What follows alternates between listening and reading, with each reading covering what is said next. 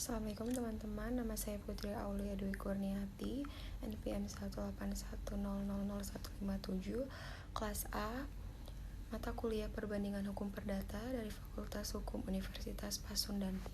Jadi di sini saya akan menjelaskan atau memaparkan hasil dari artikel jurnal yang saya buat, yaitu tentang perbandingan dan penerapan prinsip-prinsip UNIDROIT dalam kontrak komersial secara nasional dan internasional, yang diajukan untuk memenuhi ujian akhir semester dan tugas akhir perkuliahan mata kuliah Perbandingan Hukum Perdata semester genap tahun akademik 2020-2021.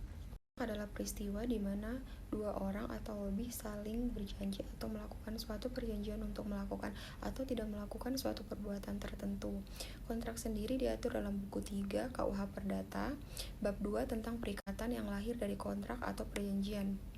Serta dalam transaksi perdagangan internasional ini tidak terlepas dari suatu perjanjian atau kontrak, yang dimana kontrak atau perjanjian ini menjadi jembatan penghubung suatu pengaturan dari suatu aktivitas komersial yang dilakukan baik di dalam negeri ataupun di luar negeri.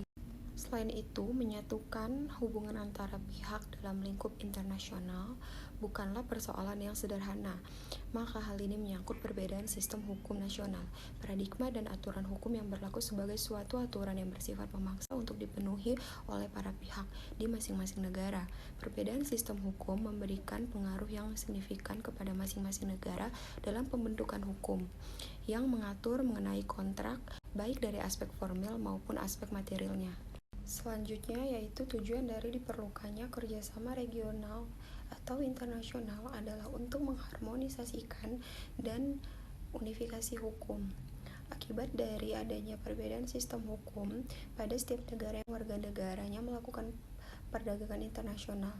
Pada mulanya upaya harmonisasi ini dilakukan oleh The International Institute for the Unification of Private Law atau yang biasa disebut UNIDROIT.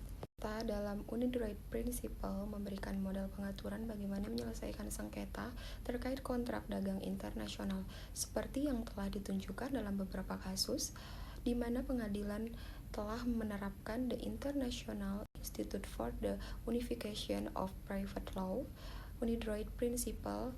Pengaruh UNIDROIT terhadap hukum kontrak di Indonesia. Pengaruh UNIDROIT sebenarnya sangat besar terhadap hukum nasional negara Republik Indonesia, karena selaku negara yang telah meratifikasi WTO, maka Indonesia harus tunduk terhadap aturan internasional.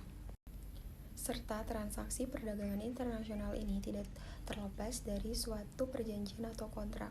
Perjanjian atau kontrak ini menjadi jembatan pengaturan dari suatu aktivitas komersial. Karena konteksnya perdagangan internasional, maka kontrak tunduk terhadap aturan internasional.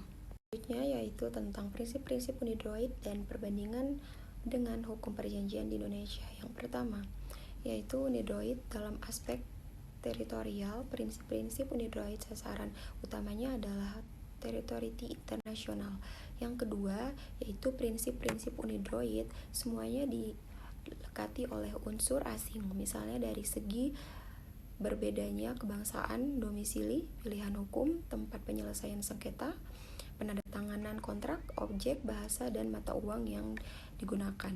Sedangkan menurut hukum nasional atau hukum Indonesia, yaitu prinsip-prinsip hukum kontrak Indonesia berada dalam teritorial Indonesia. Prinsip-prinsip hukum kontrak Indonesia semuanya tidak ada dilekati unsur asing, namun sistemnya dilekati dengan unsur nasional, yaitu adanya keamanan, kebangsaan, domisili, pilihan hukum, tempat penyelesaian sengketa, penandatanganan kontrak, objek, bahasa, dan mata uang yang digunakan. Itulah tabel perbedaan antara UNIDROIT dan hukum nasional. Yang selanjutnya adalah persamaannya. Dalam UNIDROIT, yang pertama adanya prinsip konsensualisme, yang kedua adanya prinsip kebebasan berkontrak, yang ketiga adanya prinsip itikat baik, yang keempat adanya kepastian hukum. Dan hal tersebut sama dengan hukum nasional yang ada dalam hukum Indonesia, yaitu adanya prinsip konsensualisme, adanya prinsip kebebasan berkontrak, adanya prinsip itikat baik, dan terakhir yaitu tujuan yang sama, yaitu bahwa kedua prinsip yang berlainan teritorial tersebut diciptakan sebagai upaya untuk memudahkan para pihak untuk bertransaksi sehingga perbedaan sistem yang ada tidak lagi dijadikan sebagai kendala untuk mencapai atau menciptakan harmonisasi hukum. Harmonisasi tersebut akan terwujud ketika prinsip-prinsip kontrak UNIDROIT serta prinsip hukum kontrak yang berlaku di Indonesia mampu mendorong terlaksanakannya tujuan pokok dari keseluruhan poin yang ada. Sekian presentasi dari saya, terima kasih telah menonton dan terima kasih telah menyimak.